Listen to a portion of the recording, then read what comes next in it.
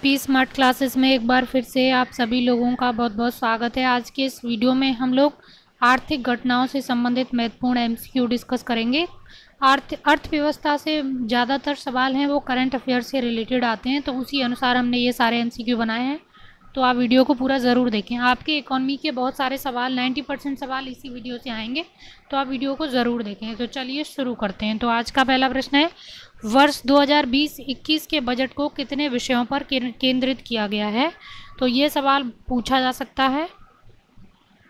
तो ये सवाल महत्वपूर्ण हो जाता है। तो कितने विषयों पे बांटा गया था? तो 3 विषयों में बांटा गया है। तो ऑप्शन ए इसका राइट आंसर है। अब 3 विषय कौन से हैं मैं एक एक करके आपको बताती हूँ। तो पहला विषय है महत्वाकांक्षी भारत यानी एस्पिरेशनल इंडिया। तो पहला तो ये है, और दूसरा है सबके लिए आर्थिक विकास, इकोनॉमिक डेवलपमेंट, और तीसरा है केयरिंग समाज, केयरिंग सोसाइटी। तो ये 3 स्तंभ बनाए गए थे 2020-21 के बजट के। तो ये 3 स्तंभ भी पूछे जा सकते हैं।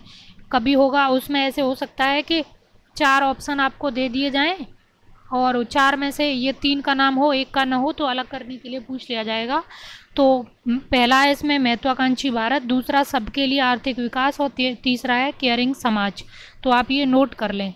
अगला प्रश्न है, वर्ष 2020-21 में राजस्व घाटा कितना रहने का अनुमान है? देखिए ये सवाल ये जो है ये हमेशा करंट अफेयर से आते हैं। तो राजस्व घाटे का जो अनुमान है 2020-21 के बजट में, तो वो है आपका 2.7%, यानी जीडीपी का 2.7% राजस्व घाटा रहने का अनुमान है। तो ऑप्शन ए इसका राइट आंसर है। अगला प्रश्न देखते हैं, प्रभावी राजस्व घाटा कितना रहने का अनुमान है जीडीपी का? तो प्रभावी राजस्व घाटा है वो जीडीपी का 1.8 रहने का अनुमान है।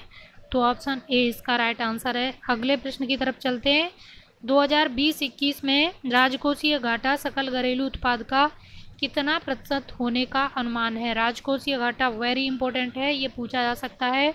तो 3.5 राजकोषीय घाटा रहने का अनुमान है सकल घरेलू उत्पाद का।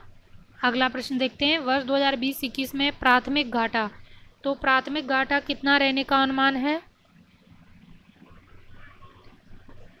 तो प्राथमिक घाटा है वो 0.4%। ये मोस्ट इम्पोर्टेंट आप समझ लीजिए, ये सवाल आप पूछा जा सकता है क्योंकि यहाँ से हमेशा सवाल पूछा जाता है।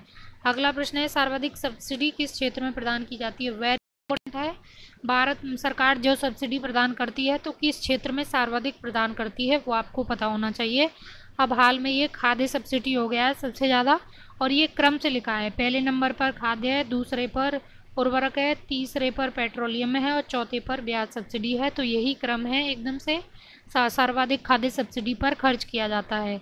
अगले प्रश्न की तरफ चलते हैं, वर्ष 2020-21 के बजट में रक्षा क्षेत्र में कितना आवंटन किया गया है? तो रक्षा क्षेत्र में जो आवंटन है पूछा जा सकता है। इस बार बहुत सारे चाइना से तनातनी रही है और बहुत कुछ चर्चा में रहा है इस साल, तो ये पूछने की संभावना मुझे लग रही है। तो 15.49% है ये कुल बजट है, उसका 15.49% है ये रक्षा क्षेत्र पर खर्च करने के लिए आवंटित किया गया है 2020-21 में। अगला प्रश्न देखते हैं, बजट 2020-21 में वित्त मंत्री ने 2022 तक किसानों की आय को दोगुना करने के लिए प्रतिबद्धता जताते हुए किसानों के लिए कितने सूत्रीय कार्यक्रम की घोषणा की है? तो मोस्ट इम्पोर्टेंट है ये भी। तो ये 16 सूत्रीय कार्यक्रम की घोषणा की गई है बजट में इस बार। तो चाहे तो आप ये 16 सूत्रीय पॉइंट हैं इनको एक बार देख सकते हैं गूगल पे सर्च करके।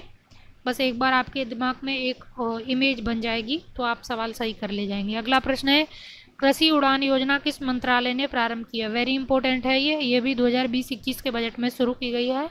तो कृषि उड़ान योजना है नागरिक उड्डयन मंत्रालय ने की है, और ये योजना बेसिकली नॉर्थ ईस्ट और नक्सली प्रभावित क्षेत्रों के लिए है, जो मेन सड़क या ट्रेन से नहीं अच्छी तरह से कनेक्ट हैं, तो वहाँ का सामान है वो एरोप्लेन द्वारा मार्केट तक पहुंचाया जा सके, जो जल्दी ख़राब होने वाला सामान है वो। तो ये नागरिक उड्डयन मंत्रालय की योजना है। तो ऑप्शन ए इसका राइट आंसर है। अगला प्रश्न है, सागर मित्र योजना का संबंध है? तो ये भारत सरकार का नीली अर्थव्यवस्था पर बहुत ज़्यादा जोर है। नीली अर्थव्यवस्था आपकी मछली उत्पादन से संबंधित है, मरीन प्रोडक्ट से संबंधित है बेसिकली।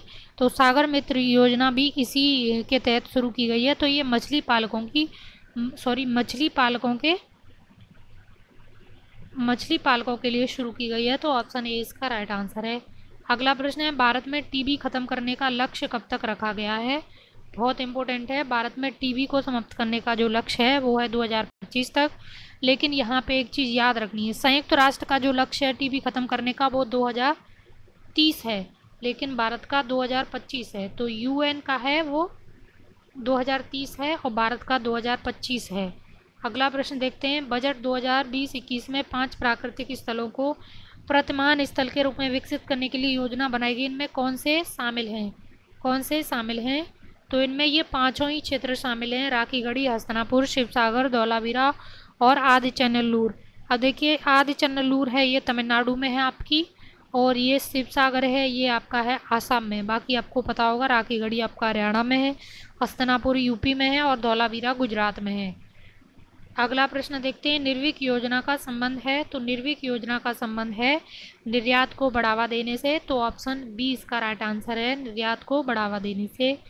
अगले प्रश्न की तरफ चलते हैं, निम्नलिखित सिंधु घाटी सभ्यता के पुरा स्थल पर पोत संग्रहालय स्थापित करने की योजना बनाई गई है। तो इनमें से किस पर पोत संग्रहालय स्थापित करने की योजना बनाई गई है? तो वो लोथल में बनाई गई है। ऑप्शन ए इसका राइट आंसर है, पुर्तगाल के सहयोग से ये संग्रहालय बनाया जाएगा। अगला प्रश्न है, भारत विश्व की कौन से नंबर की सबसे बड़ी अर्थव्यवस्था बन गया है? तो ये मुझे बहुत इंपॉर्टेंट लग रहा है, पूछा जा सकता है। 5वें नंबर की अर्थव्यवस्था भारत बन चुका है। पहले नंबर की अमेरिका है, दूसरे नंबर की चीन है और तीसरे पे जापान, चौथे पे जर्मनी और 5वें पे भारत। तो अमेरिका, चीन, जापान और जर्मनी, फिर उसके बाद भारत का नंबर आता है। अगला प्रश्न है, भारत का कुल विदेशी व्यापार किस देश के साथ सर्वाधिक है? तो टोटल विदेशी व्यापार है वो अमेरिका के साथ सर्वाधिक है। क्रम यही है, पहले नंबर पर अमेरिका, दूसरे नंबर पर चाइना, तीसरे पर यूएई, चौथे पर सऊदी अरब। अगला प्रश्न है, भारत किस देश को सर्वाधिक निर्यात करता है 2019-20 के अनुसार? तो निर्यात भारत सबसे ज़्यादा अमेरिका को करता है, बाकी क्रम यही है, यूएई, चीन और हांगकांग। ठीक है। अगला प्रश्न देखते हैं, भारत में किस वस्तु का निर्यात सर्वाधिक किया जाता है? बहुत इंपॉर्टेंट है। तो निर्यात सर्वाधिक जो किया जाता है वो है पेट्रोलियम उत्पाद का ही। तो ऑप्शन ए इसका राइट आंसर है। बाकी यही क्रम है, पहले पर ये है, दूसरे पर ये, तीसरे पर ये, चौथे नंबर पर ये। अगला प्रश्न देखते हैं, किस वस्तु का भारत में सर्वाधिक आयात किया जाता है? तो भारत में आयात कच्चे तेल का किया जाता है सर्वाधिक, और पहले नंबर पर कच्चा तेल, दूसरे पर स्वर्ण, तीसरे पर पेट्रोलियम उत्पाद हैं। तो ये क्रम है 1, 2 और 3। अगला प्रश्न है, वर्ष 2018 के अनुसार कुल वैश्विक निर्यात में भारत का कितना प्रतिशत है? तो जो टोटल निर्यात है विश्व का, उसमें भारत का जो अंश है वो 164% है, 2018 के अनुसार है ये। 2018 में इतना था, और ये 2017 में था, और ये 2016 में है, और ये 2015 में है। तो ये क्रम है, और 2018 के अनुसार ये है, लेटेस्ट आंकड़े यही हैं। तो ये आपको पता होना चाहिए, 1.64%, यानी कि 2017 के मुकाबले 2018 में कम हो गया है। ठीक है, तो लगातार बढ़ नहीं रहा है 2015 से, यानी बीच में एक बार बढ़ा और फिर कम हुआ है। तो ये आपको बताना होना चाहिए। और भारत का सर्वाधिक, एक पॉइंट यहाँ पे मैंने बीच में बताया नहीं है, छूट गया है, भारत का सर्वाधिक आयात जहाँ से होता है तो वो चीन है, वैसे आपको मालूम ही होगा। ठीक है, तो ये अर्थव्यवस्था के महत्वपूर्ण आंकड़े हैं। कुछ बचे होंगे तो मैं अगले वीडियो में कवर कर लूँगी, लेकिन ये बहुत इंपॉर्टेंट आंकड़े हैं। ये आपको अर्थव्यवस्था में, इकॉनमी में पता होना चाहिए। ये सवाल आ सकते हैं और आप जाके इतना कर सकते हैं, इसमें जो की पॉइंट हैं आप गूगल पर डालेंगे, उनके बारे में थोड़ा थोड़ा पढ़ लेंगे तो आपका इकॉनमी खंड शिक्षा अधिकारी के लिए कंप्लीट हो जाएगा। तो आज के इस वीडियो में हम यहीं पर ख़त्म करते हैं। अगर आप चाहें तो क्रेजी कॉम्पिटिटर यूट्यूब चैनल पर भी आप मुझे फॉलो कर सकते हैं। वहाँ प्री मेडिकल हिस्ट्री आपकी एकदम कंप्लीट हो चुकी है, तो आप प्री मेडिकल हिस्ट्री वहाँ से कवर कर सकते हैं। चैप्टर वाइज वहाँ पे मैंने कवर किया है, जो मोस्ट इम्पोर्टेंट हैं, जो मैंने अब तक देखे हैं पेपर में सवाल कैसे बनते हैं, कहाँ से बनते हैं, किस टाइप के बनते हैं, उसी अनुसार सारे MCQ बनाए, तो आप वहाँ जाके भी देख सकते हैं। बाकी अगले वीडियो में आपसे कल फिर मिलते हैं, तब तक के लिए आपके लिए बहुत धन्यवाद।